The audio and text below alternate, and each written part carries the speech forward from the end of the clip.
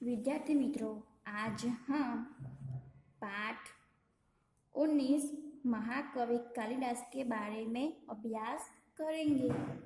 महाकवि कालिदास के लेखक है नरपत भारत हडवेचा। राजस्थानी संस्कृति के शोधकर्ता नरपत भारत हडवेचा ने MA BEd की उपाधि की है। उपाधि यानी के डिग्री, MA BEd की डिग्री प्राप्त की है। रामनारायण विश्वविद्यालय जोधपुर से वे संलग्न हैं। उनकी विशेष रुचि काव्य लेखन में है। वे संस्कृति के प्रवाह और प्रवाह को समझने में यत्नशील है। महापुरुषों को नमन करते हुए आपने लिखा है, जिन्होंने देश सेवा की खातिर अपना घर परिवार छोड़कर ऐसो आराम त्याग कर भूखे प्यासे नंगे पांव रहकर देश को गुलामी की जंजीरों से मुक्त कराने के लिए सर्वस्व कुर्बान किया, वे वंदनीय हैं। महापुरुष की जीवनियाँ आपकी प्रसिद्ध कृति है। नरपत भारत हडवेचा की कृतियाँ कौन कौन सी है? तो महापुरुषों की जीवनियाँ यह प्रसिद्ध कृति है। इस संग्रह में कुल 60 प्रसिद्ध महापुरुष को जीवन चरित्र अंकित है। प्रस्तुत जीवनी महाकवि कालिदास में कालिदास के जन्म और परिचय का एवं अन्य उनकी प्रसिद्ध साहित्यिक रचनाओं का विवरण है। इस कृति से यह संदेश मिलता है कि किसी बच्चे को बुद्धू मानना नहीं चाहिए, क्योंकि वह मौका मिलते ही हीरे की तरह चमक सकता है। आगे देखते हैं। कालिदास को हम मात्र संस्कृत के महाकवि के रूप में जानते हैं। कालिदास एक महान संस्कृत महाकवि हैं। स्वयं महाकवि कालिदास ने अपने विषय में कुछ नहीं लिखा। कालिदास ने अपने विषय में कुछ नहीं लिखा। हर्षचरित के शुरू में कवि बाण ने कालिदास का उल्लेख किया है। हर्षरचित शुरू में कवि बाण है, उसने कालिदास का उल्लेख किया है। इससे पता चलता है कि कालिदास बाण से पहले हुए हैं। इससे पता चलता है कि कालिदास बाण से पहले हुए हैं। એટલે कवि बाण है, इसके पहले का कालिदास कवि है। एक स्थान पर स्वयं कालिदास ने अपने अभिभावक के रूप में विक्रम का नाम उल्लेख किया है। एक स्थान पर स्वयं कालिदास ने अपने अभिभावक के रूप में विक्रम का नाम उल्लेख किया है। वह कौन सा विक्रम है, इस बात का अभी पूरी तरह पता नहीं चल पाया कि ये विक्रम कौन है। इसी बात का अभी पूरी तरह पता नहीं चला। फिर भी उन्हीं राजा विक्रमादित्य और राजा भोज का समकालीन मानकर कितनी ही कथाओं का नायक बनाया गया है। इन्हीं राजा विक्रमादित्य और राजा भोज का समकालीन मानकर कितनी ही कथाओं में नायक बनाया गया है। विभिन्न भाषाओं में पहेलियों और लोक कथाओं में इनकी विद्वता, कविता और चमत्कारिक प्रसंग का वर्णन मिलता है। विभिन्न भाषाओं यानी कि कई भाषाओं में पहेलियों और लोक कथाओं में कालिदास की विद्वता, कविता और चमत्कारिक प्रसंगों का वर्णन किया गया है। जन्म और परिचय। कुछ विद्वानों ने कालिदास का जन्म 365 ईस्वी सन तथा निधन 445 में माना जाता है।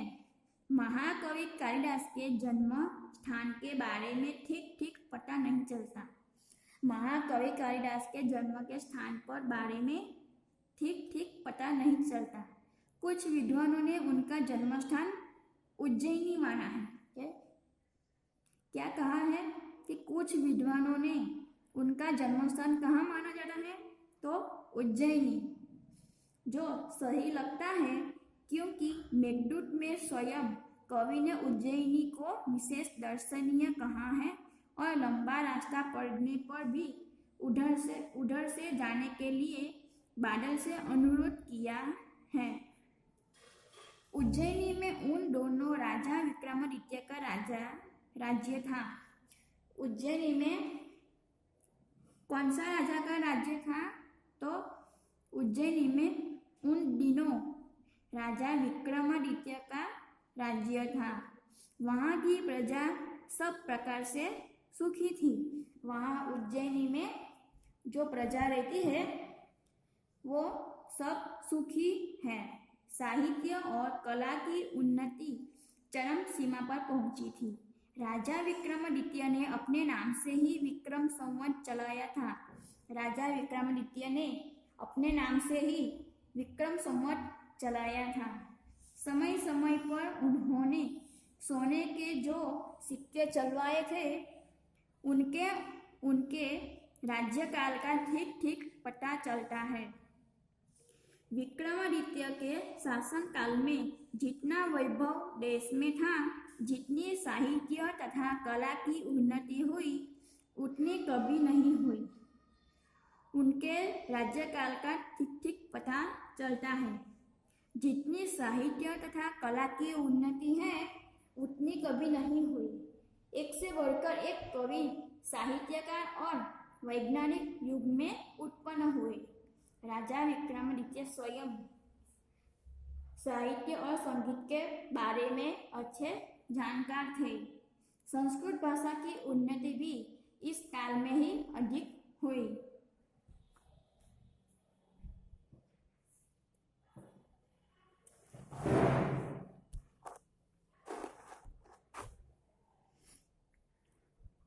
अपने पूर्व जीवन में बुद्धू माने जाने वाले कालिदास विक्रमादित्य के दरबारी कवियों में सर्वश्रेष्ठ थे। अपने अपने पूर्व जीवन में बुद्धू माने जाने वाले कालिदास विक्रमादित्य के दरबारी कवियों में सर्वश्रेष्ठ थे। कालिदास के अतिरिक्त 8 और कवि भी दरबार में थे जो नवरत्न कहलाते थे। कालिदास के विषय के कहा जाता है कि वे युवावस्था तक निरक्षर थे। कालिदास के विषय में कहा जाता है कि वे युवावस्था तक निरक्षर थे। जिस डाल पर बैठते उसे ही काटते थे। कालिदास को मूर्ख कहा गया है ये कि जिस डाल पर बैठते हैं उसे ही काटते थे।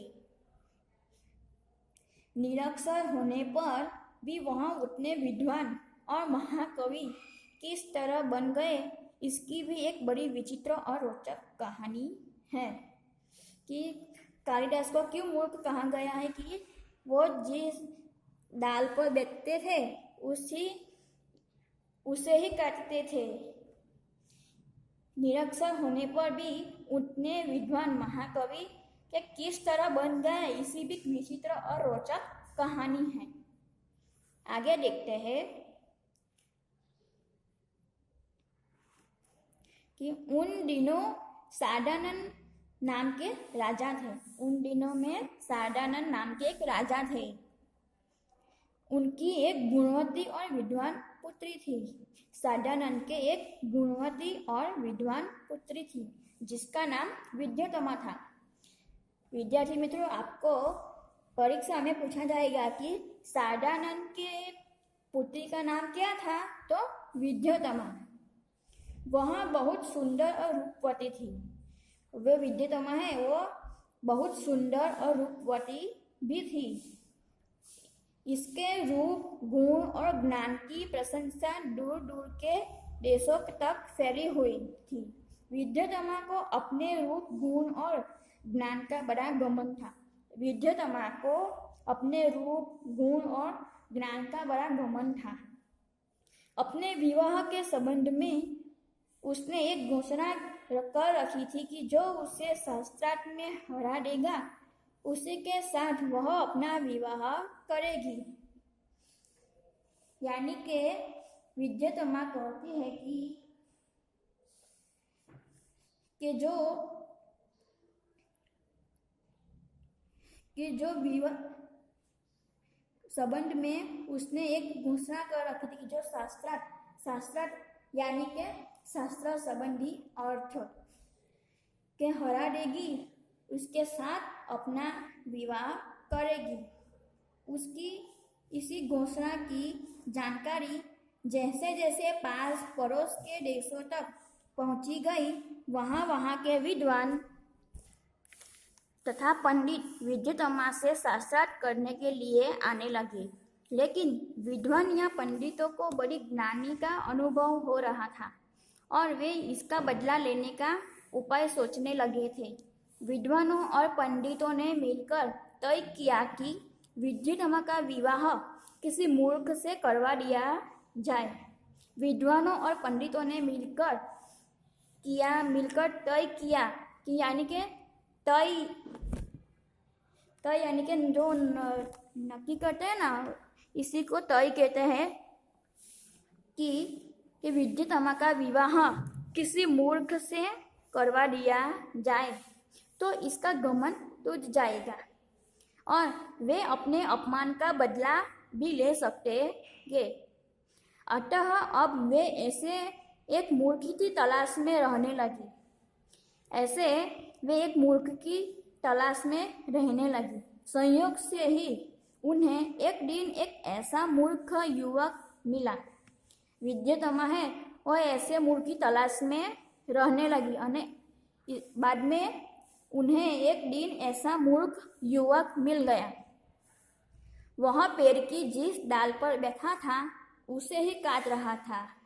वो कालिदास की बात की है कि जिस डाल पर बैठा था उसी ही काट रहा था। पंडितों तथा विद्वानों को लगा कि इससे बड़ा मूर्ख और कौन होगा। पंडितों तथा विद्वानों को कहा कि इससे बड़ा मूर्ख और कौन होगा। इसलिए पंडितों ने उसे पेड़ से नीचे उतारा और समझा बुझाकर एक सुंदर राजकुमारी से उसका विवाह करा देने की बात कहकर तथा लालच देकर अपने साथ चलने को राजी किया। पंडितों और विद्वानों ने कालिदास को पेड़ से नीचे उतारा और समझा बुझाकर एक सुंदर राजकुमारी से उसका विवाह करा देने की बात की और कहकर लालच देते हैं और अपने साथ चलने के लिए राजी किया। पंडितों ने उस मूर्ख युवक को यह बात अच्छी तरह समझा दी कि वहाँ कुछ नहीं बोलेगा और गूंगा बन रहेगा, नहीं तो इसका विवाह नहीं होगा। वह मूर्ख युवक बड़ा खुश हुआ। उसने पंडितों की बात मान ली और उनके द्वारा दिए गए अच्छे कपड़े पहन लिए। पंडित उसे विद्यात्मा के पास शास्त्रार्थ के लिए गए। विद्यार्थी मित्रों, आगे का वीडियो